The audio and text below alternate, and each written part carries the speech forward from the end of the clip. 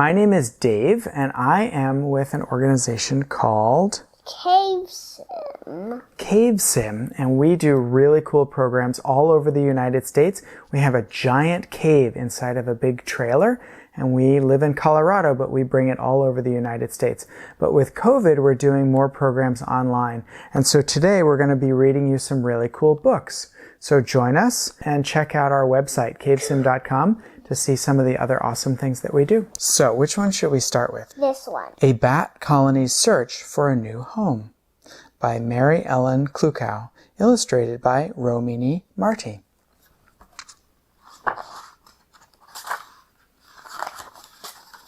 Deep in the Appalachian Mountains, a colony of big-eared bats is hibernating for winter. The cave is warm and dark. It is a perfect place to rest until spring. But what is that noise? See the snow on the mountains there? There's snow on this. What is this thing here? A bat box. A bat box. What is that noise? One bat peeks out from behind his wing. A light flashes across his face. There are people in the cave. These hikers don't want to hurt the bats, but the bat doesn't know that. He is scared. He drops from the ceiling as all the other bats wake up. Here's the snow on the trees again. The hikers are looking around. The colony rushes out from the cave, trying to escape the humans. Waking up from hibernation can be dangerous. There is not enough food in the winter for the bats to eat. They have to find a new cave soon so they can go back to sleep. Look here, there are a lot of them flying out. Wow, look how big their ears are. Those are good ears for listening. What do they listen to? Their echolocation. Their echolocation, yeah, exactly. Some bats find a cozy limestone cave. They fly in, tired and ready to sleep.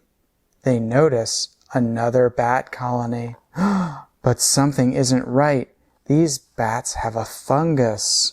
See that? See the fungus? Yeah. Growing on their faces. They don't look healthy. William, do you know what the fungus is? White nose syndrome. Right Why are nose those syndrome. bats on the ground? I think they may not have survived. They may not be feeling very well. These bats have white nose syndrome. It is a disease that kills bats. Some of the colony lands among the infected bats.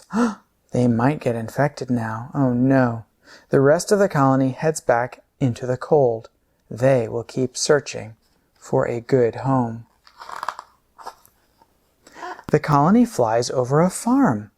They notice a bat box out on a barn. This could be a good home for now. As they get closer, though, they see that there are brown bats inside already. The colony turns to leave. They don't notice something moving through the snow towards them. A cat leaps at them. It likes to hunt for bats near the bat box.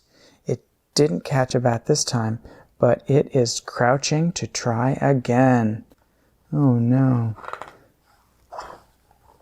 Suddenly, the cat is lifted away by a human. This farmer knows that bats protect crops by eating pest insects.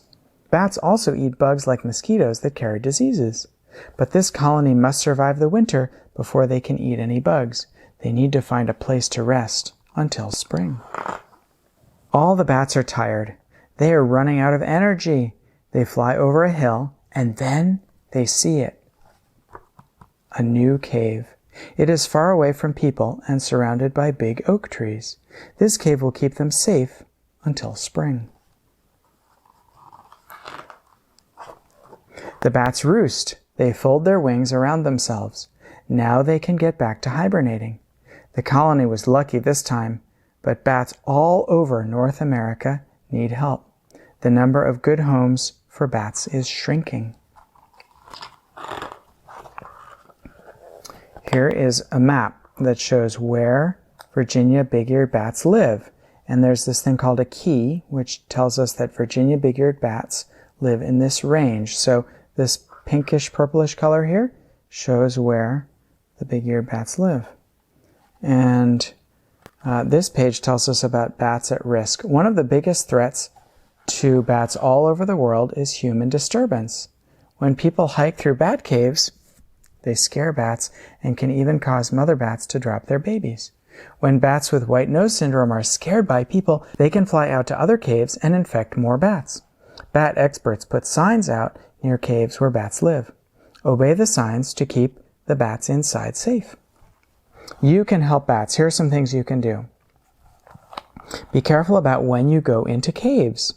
Bats are very scared of humans, so avoid any caves where they might be hibernating. Build a bat box. Bats roost in wooden bat boxes during their active season. Some might even hibernate in them. So that was a really cool book about bats, wasn't it? Yeah. Do you think we should go play a bat game? Yes. What bat game do you want to play today? Maybe bat and moth. Bat and moth. Okay, cool. So how does that one work? Well, we take turns being the bat or the moth. Okay, good.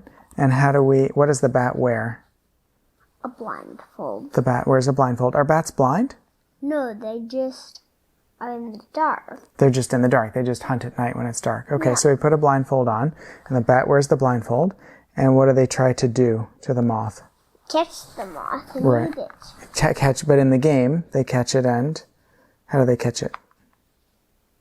Tagging it. By tagging it. Good. So, And then it's the new bat. and then it becomes the new bat. Awesome. Great. Okay, well, you want to go play that? Oh, okay. All right, let's go. Okay. It's game time. Find a friend, find somebody in your household, find a couple people in your household, and find a t-shirt or something you can use as a blindfold. We're going to play a game that's a lot like Marco Polo. So it's going to be you and as many people as you can find in your household, and go outside or into a big open area. In this game, you are going to be a bat. And here is how bats can see in the dark. They send out a sound, and they wait to see how long it takes for the sound to come back. If the sound takes a long time to come back, that means there isn't really anything close to them. If the sound comes back very quickly, that means that there's something right in front of them. And so they can sort of paint a picture of what's in front of them using sound. Try this experiment. Put your hand in front of your face and say the word hello. Now take your hand away from your face and say hello again. You'll notice that it sounds different. You are acting like a bat. If you were a blind person, you could actually use clicking sounds from your mouth in order to paint a picture of the surroundings around you. This is what bats do to find their food, and it is called echolocation. It's sort of similar to what a ship uses, sonar. So William and I are going to play bat and moth, and we'll show you how it works. Bats are not blind, but they hunt at night when it's dark. And so William is going to be our first bat, and he's going to wear this blindfold so that he can pretend that it is nighttime. William, are you ready? William is going to spin around 3 times to get nice and dizzy, and he is going to try to tag me. Go ahead and spin around, William. Spin around, spin, spin. 1, keep going, keep going. 2, keep going, keep going, keep going. 3. William is going to say the word echo or echolocate. It's kind of like Marco Polo. Every time he says echo, I am going to say moth. You ready, William? Say echo. Echolocate. Moth.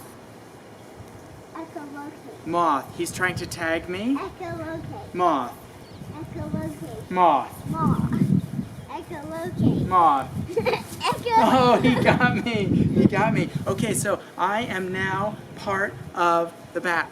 The moth, have been eaten by the bat, and I have become part of its body. That means I am the new bat. And I'm going to try and tag William. Now, the moth here tries to not duck down. If the moth here, go ahead and duck down, duck down. And I'm running along, and I might trip over the moth. So the moth always stays standing up instead of ducking down. I'm going to put my blindfold on here, William. And William is going to warn me if I am about to bump into anything. So here I go. I spin around 3 times. 1, 2, 3. Get nice and dizzy. Echolocate. Moth. Echolocate. Moth. Echolocate. Moth. One thing you can do to make this easier and safer is that you can set up a little string, a little perimeter, or some chairs. If you have a lot of friends, which you won't have right now during COVID-19, but if you have a lot of friends playing, you can have the friends make a big circle to protect the bat and the moth. But for now, with our social distancing, you can also just put a string on the ground, and it will be the job of the moth to tell the bat when the bat goes out of bounds.